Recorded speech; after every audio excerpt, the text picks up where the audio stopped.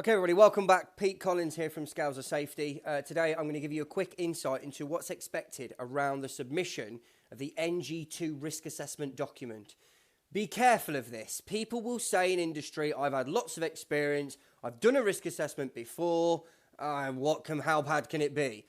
It's probably one of the most complex risk assessments you've done. Even if you've done risk assessments like I have over many, many years, lived, eaten, breathed them, it's a very high standard expected from NEBOSH, and there's a couple of things I'd like to share with you along the way today to give you a good insight of what you need to do to prepare and how you need to get your structure ready for that NG2 submission there.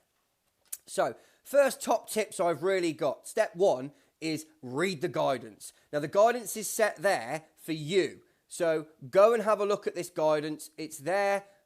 You can download it from the website, or you can go and get it from your learning provider. Equally, invest into the risk assessment guidance. It gives you a good foundation and grounding into what's expected from NEBOSH, ready for your submission. So use and read the guidance. Read it twice, read it 3 times, but let it sink in. Now, the next secret weapon that we've got here is a checklist that's used for learners, and the checklist for learners is something that NEBOSH released some time ago to give you a quick insight to really what should you be doing in terms of what boxes have you got to tick and what things have you got to fulfill in order to get a good submission across to NEBOSH.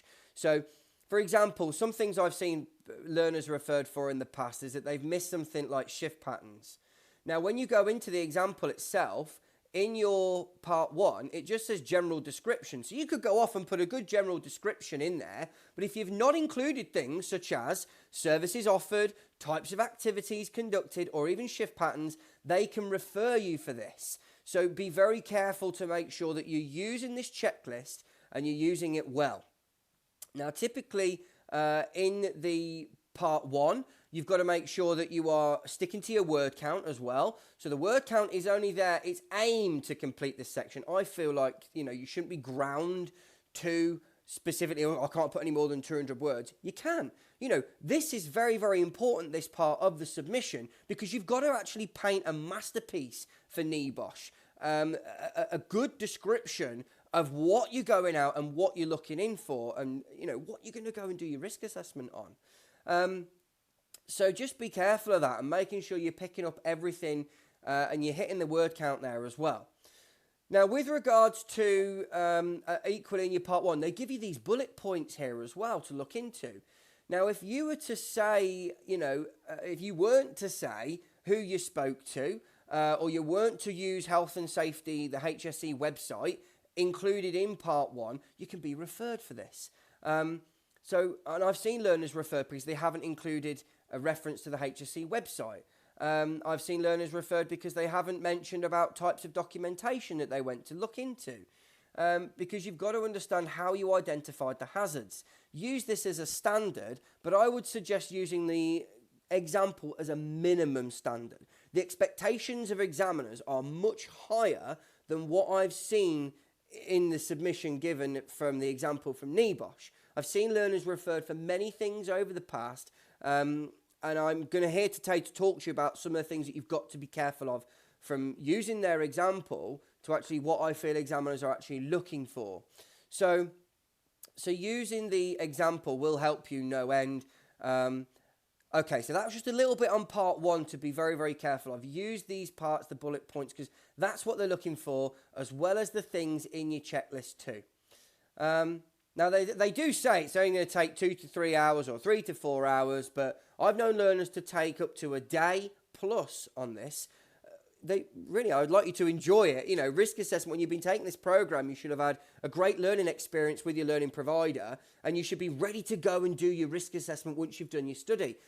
So enjoy it. Try not to feel like it's a burden, because some people can because of the level of detail that NEBOSH might be looking for, but you have to invest heavily into this submission. Okay, right, into part 2. Now, again, make sure you put in these populated parts in here as well. So underneath the risk assessment, make sure you populate that too. If you miss it, they can refer you for it. Now, I feel the hazardous substances submission is probably one of the best that they give us to play with. We've got a hazard category here. Now, as we move into hazard categories, in the guidance, it mentions specifically in here, look, you've got to include here 10 different hazards that are taken from 5 different hazard categories. So what they're saying here is you've got to take 10 over 5. Now, what we've got here is you've got your elements here.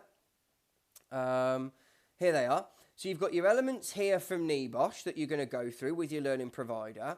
And you've got your categories. These are the registered hazard categories that NEBOSH give us. This is what you'll be going through with your learning provider. So you've got to take 10 specific hazards over 5 of these elements. And this is what we mean by the colour system here. So one of my colleagues put this together, which is a really good way and a simple way of understanding how we are expected to populate that there. So it says here, because they use different hazards and then hazard categories, it can confuse learners sometimes. But what we're saying is we want you to specific, and I would say put more than 10, because if they don't agree with one, then you've still got that little bit of extra to play with. So specifically 10 over 5 of those hazard categories, which again are, so you could say really, you've got more than one slip, trip or fall. But again, you're going to have 10, but you've included them over these areas here. So be careful of that and make sure that you look into that. That's a little bit on hazard categories. Now, underneath, you've got to have what we know as a condition or activity. And they don't really give it us here. They just say hazard category and hazard. The hazard category is what's selected from NEBOSH, but the hazard underneath is going to be really an unsafe activity or an unsafe condition. That's the way I'm seeing it from examiners' feedbacks in the past. So, for example, if I was to use the category health, welfare, and work environment, then I would use insufficient lighting, poor lighting conditions. We need to give them a description underneath the category that actually says, right, that is our problem here, and that is what we're going to go and further try to control. So make sure that you're putting a good description here. Now, NEBOSH give another one around here, which it says here, look, use of motor oil and fuel. Now, I've seen learners that have been referred because they haven't given enough detail in here, and I think that's a bit grey from NEBOSH. What they could say is here, because it's saying it's daily basis use here, we could say that it's frequent or excessive use of motor oil. So that would be a bit more information, a bit more detail there for the examiner to say, okay, right, that is the problem that you're aiming for. That was what we're trying to control here. So I would say the standard would be very much from the first one that they give us. You can see here who might be harmed. Well, we've got all workers in here, and then we go in and they say things like mechanics as well. But I would make sure that you are actually using specific people in that section too, and also the who and how. Now, some learners in the past have put things like can cause injury or death. That's not good enough. It needs to be specific. So, for example, if we're thinking of electricity, it would be electrocution, internal, external burns, causing cardiac arrest and or even death. So just put more detail in the who and how sections for them. And they give us a great example here by saying, look, we've got things like long-term ill health, people can also irritant, but that I feel is a great description from NEBOSH there as well. Okay, so on the column 3, column 4, we really need to make sure that if we're not doing very much in column 3, that we are implementing lots of measures in column 4. Now, when we're putting into column 4, we need to stick to the hierarchy of control. We have eliminate, substitute, engineering, admin, and PPE. That is your hierarchy of control. So make sure that you are implementing that. If you're going to put lots of administrative controls, they're going to refer you because you're not putting enough in as the engineering side, especially if it's things for like, work equipment and machinery and hazardous substances where we expect to see lots of engineering control in place. Remember, you'd sooner make the place safer than rely on the people to make it safe. So it's about making a safe environment than having the reliance of a safe person in your control measures. So now one other thing I've seen NEBOSH refer people for as well was that we had more than one action assigned to one person. So here, look, what we can see, we've got 1 month here from the time scale, but we've got 2 people here. So just be careful of that. NEBOSH have referred people in the past because they have not specifically assigned. So I would expect, well, how long for the maintenance manager to enforce the use? Where's the timescale for that? So be cautious on that as well. Okay, moving through. I mean, this is a good because we can see here, look, we've got enclose the space. So that's engineering. On tool extraction, again, engineering. We've got the consider the use of RPE. So it shows that we're considering that potentially if it doesn't fully control the hazard. Maintenance programs. So we've got their administration, systems of work to be introduced. Now, one thing I want to make clear is that this is the risk assessment. If you're going to use manual handling and you're going to say, conduct manual handling risk assessment. Now, I know that we've got specific risk assessments in industry for different hazards in industry, but again, I've seen learners referred for this in the past because this is the risk assessment. This is what we're trying to control. So, for example, if we've got hazardous substances and COSH, we do have COSH risk assessments in industry, but don't use the term risk assessment in your risk assessment because this is the risk assessment. Okay. All right, so that's just moving through some of the gaps that I can see in this example from NEBOSH as well. Now, look, in here, we've got another one. The hazard category is saying work equipment, but actually that isn't the proper terminology that NEBOSH want us to use. Again, if we go to the guidance, we can see in here it says work equipment and machinery. So, for example, that would be a refer in the NEBOSH world, in a real world submission. So again, try to use this as a baseline and work with your learning provider to produce a very high standard of work for NEBOSH. The examiners are very skilled, very educated people, and they have got high standards for this NG2 submission. So use the baseline for the example. It's purely there to give you a bit of guidance. But I feel these things probably should be and will be addressed by NEBOSH in the future.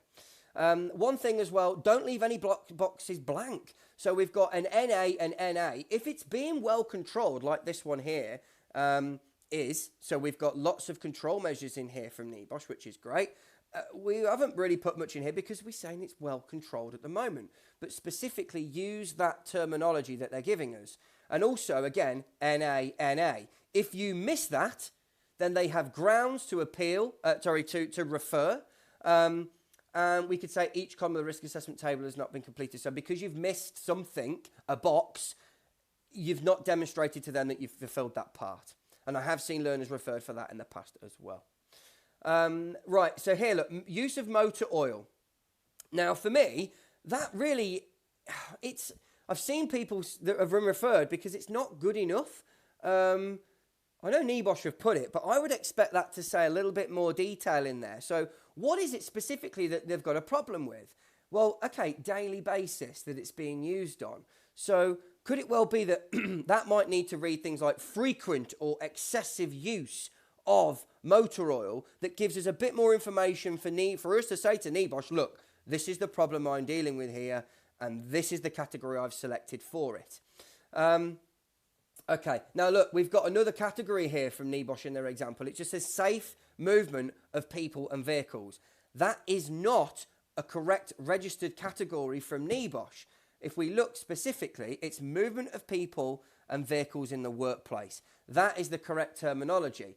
So be careful of that, because if you were to put that, I feel, and I've seen learners that have been referred for it. So again, you can see here as well that we've got lots of control measures in here, and we've got a few in here, and I would really make sure that we are demonstrating this hierarchy of control in either of these. But again, in here, injuries from collisions can be severe and could include fatality. For me, that needs to be more. It needs to be, what specific injuries are we dealing with here? Are we dealing with, I would say trapping, crushing injuries, overturning if it's a forklift truck? So I feel like we need to give more breadth and depth in this section here for NEBOSH, like they have provided for us in this part here. This is a really good example. It's really well, apart from probably the fact that we've got this assigned part here, but it's given us a good breakdown to what we expect in the standards there. Okay, so apart from more on part 2, we've covered that part there. And we've talked about that hazard category there as well. So I feel like some of these things, now people say, well, can I use it? NEBOSH have used HSE references here. So you can use that to demonstrate that you've done a bit of R&D around calculations. This is around noise. It's the HSE noise calculator, and they've put that in there for us as well. One more thing you want to be careful of, and I put this in red here, but underneath here, we've got 3 separate things under slips and trips. Now, again, I've seen learners referred for it because we've got spillages of motor fuel, obstructed walkways, and trailing cables. Now, in my world, I would expect there to be 3 separate rows with slips and trips in them, because the control measures that are applied for motor oil and spillages and obstructed walkways could be different. But again, I've seen learners referred for it because they've put more than one thing underneath the category. So just be careful of that, making sure you only put one thing there, I say, underneath your slips and trips. Okay. And that's really just a breakdown to your part 1, part 2. We're at 16 minutes now here, team. So yeah, they're just some of the things I'd be very cautious of when it comes into your part 2, part 1 for that. Okay. Right, into part 3. So part 3 for me is one of the more tricky things for learners. They're very good. And as you go through your learning with your learning provider, you are going to have, I usually tend to get them into the mindset of it, right? So, you know, we look at moral, legal and financial in your NG1, and, you know, we talk about legal arguments financial arguments in our OBE, or now commonly known as scenario-based assessment. But you've got to be really persuasive with this. But use the example they give us. They give us the ammunition to go and do a submission.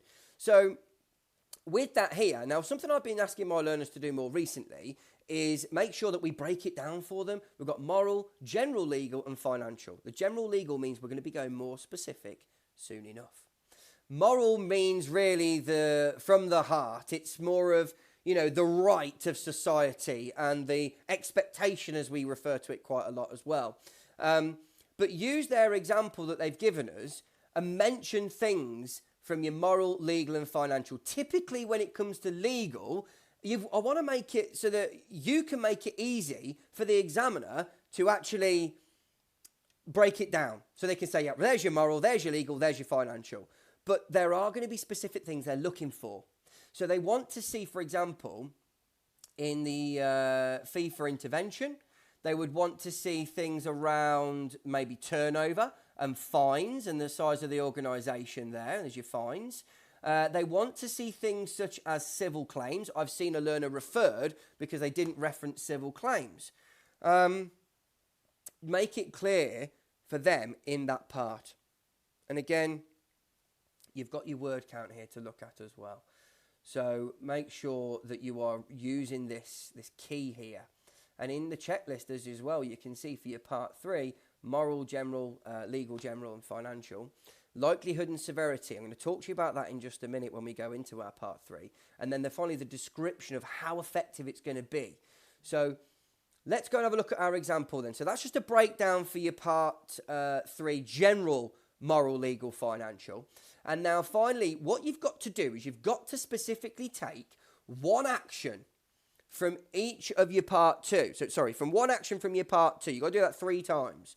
So here, you've got purchase a mobile bridge. So that's what they want to do. Now, I would go up, and the examiner is going to go up, and they're going to have a look for this. They're going to find it. So it's working at height. There it is. Look, purchase a mobile bridge. You've gone 2 months on it, and that's who's going to do it.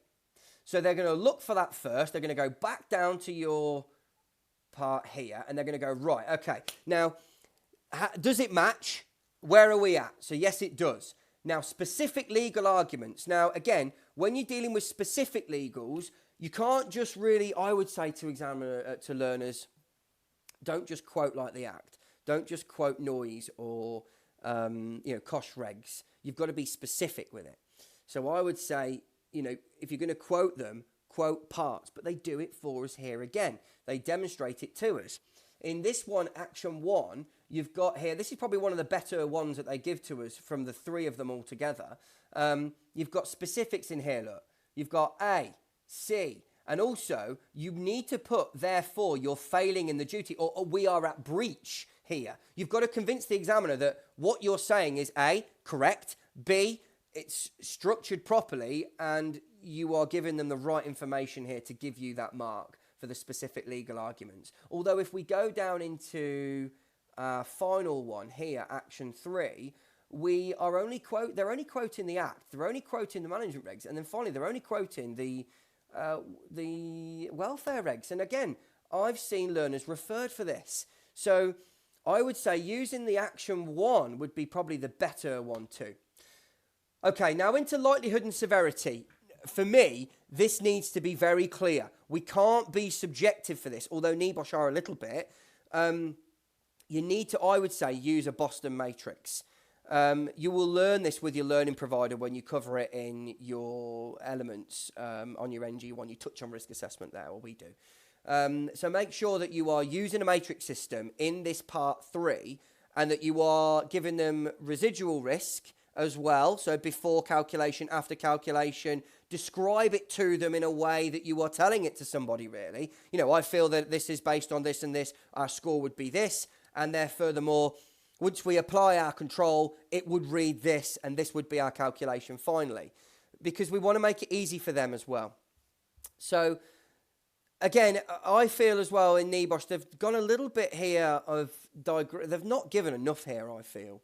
Numbers of workers at risk, we've got 6 in here. I've seen learners specifically referred because they haven't specified the number of workers. Number of workers, most of the workforce.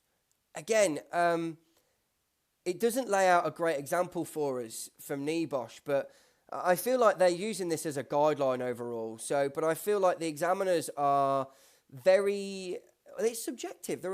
I don't know how many there are out there. There are lots of examiners out there. Everyone's got different opinions, and you know, people are going to give feedback in different ways. But I'm just trying to give you the insights of things to really look out for when you are doing your submissions as well there. So here we've got most of the workforce. Again, I would put specifically the numbers. How often? Well, they're saying it's routine and frequent here, but also I would say give more detail here. Days, times of the week maybe. How often is it a day? How often is it a week? And again, it says it's widespread throughout the garage. Whereabouts in the garage? I would say, well, is it in the inspection pits only? Is it at the near the storage areas or wherever? But just make it more specific, I feel, for this. Okay. Now, for this, intended impact. Again, just don't forget when you're using the likelihood and severity here, they don't really give us much to play with, I find. I would feel if I would get a learner to submit that, the examiner probably wouldn't be very happy with it because we haven't given enough detail on likelihood and severity. But I also, when I'm looking at their example here, we've got types of injuries. Well, we've got those. Numbers of workers. You've got 6 mechanics that's highlighted there. How frequency of the nature and how widespread the risk is. But for me, there isn't any reference to how widespread the risk is here. It doesn't give us enough detail. So make sure you're putting specifically how widespread it is. Again, finally in here, this is not a great description, I feel, from NEBOSH, because, again, we need to put the intended impact. We need to put the justification of timescale, whether you think it will fully control the risk. You need to put that in quote. It says here, I believe this action will reduce. I've seen specifically learners referred because they haven't actually put whether it will actually, quote, fully control the risk. So be cautious of that as well. Okay, and make sure you're giving that detail to them in this section, I feel. The guidance is there. This is a standard, a basic standard, but, making sure that you give that bigger, greater emphasis. Now, again here, one more thing really from part 4. Use this as your standard, but give more detail. Don't be bound to sticking to the workout, as I've said. Finally there, therefore set the review of 12 months and the review date. Specifically, a time frame and a review date is what's required here. And again, if you look at the checklist, you've got reason for the review date given. Be specific with it. What have they said here? So the reasoning behind it, reasoning. Well, with reasoning, and it's not really, they've not given us a reason there, have they? So again, just be cautious of some of this stuff that they put in from our example that's given to us. I do feel that NEBOSH are going to be looking at and addressing a lot of these things. Because it can't be myself that's only got this level that I've raised. But I just want to make it clear to you guys out there that are doing the submission, take your time with it. Make sure that you give everything to it and enjoy it. Enjoy the risk assessment. You know, if you're like myself and you enjoy doing risk assessments, make sure that you are following the process. Don't let the example slip you up. And I know that NEBOSH are working on some of the things that learning providers do raise to them as well, because they are a very good learning provider, an accreditor, I might say. And I feel like what they've done for this is a great way going forwards. It's actually, it's good, but we've got to make sure maybe that we're sticking to the standards that NEBOSH set. So in summary there then, you know, use the guidance, use the checklist and use your example. Also make sure that you are setting time aside for this. You'll quickly learn that this isn't something that can just be done in like maybe an afternoon. You've got to prepare for it. You know, as a learning, you know, somebody who trains NEBOSH, I actually just have that discussion with learners about, you know, where are you going to go and do it? Where do you feel the best place is for you to go and do it? Have you considered the types of hazards that you're going to raise? You know, but the thing is for me, and this is what I say to my learners, go and live it, eat it, breathe it, go and be a part of it. This is not something you are going to want to do at a desk. I know risk assessments that we know in industry, they shouldn't really be done at a desk. They've got to be lived, eaten, breathed. You know, go and be a part of it. Use this opportunity to produce a very high standard risk assessment, to upskill your technical knowledge and your skill, to be able to go and produce great risk assessments in the future. That's what NEBOSH really want. And that's what the whole learning experience is about. So I hope that's been good for you. That's 27 minutes. That's quite a long time really for a video. But thank you very much for your time. Just bringing the attention to some of the things you've got to be aware of when completing the NG2. Pete Collins, Scales of Safety. Thank you very much for your time. Like and subscribe. More videos soon. Thank you.